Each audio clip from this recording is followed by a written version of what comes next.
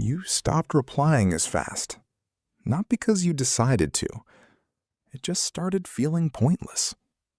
You waited for something to shift, for a reaction, for resistance, for them to notice the distance and say something. But nothing happened. No pushback, no questions, no attempt to pull you back in. Just silence. And that silence is where most people get confused, because it doesn't feel like indifference. It feels heavier than that, like something you can't immediately name. You waited for a sign that it mattered, but the absence of response slowly revealed something uncomfortable. The connection you thought you were stepping away from wasn't being actively held together from the other side. That silence wasn't them letting you go. It was them not needing to hold on. Because what was actually sustaining the connection wasn't you as a person in full depth.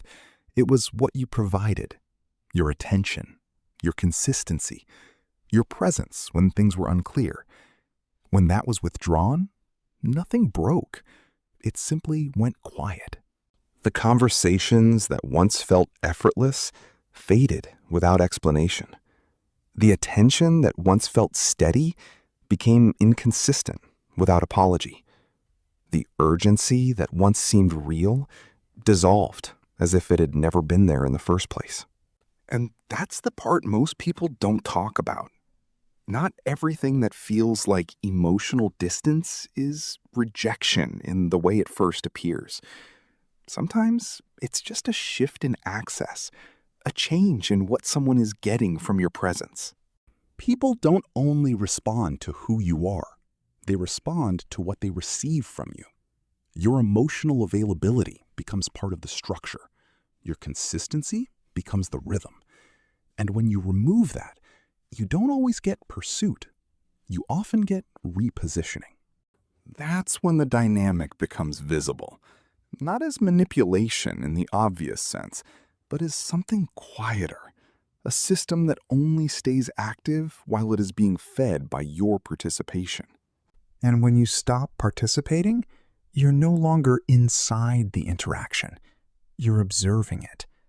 That's when the realization forms, not in what the other person did, but in what your absence exposed about the structure itself.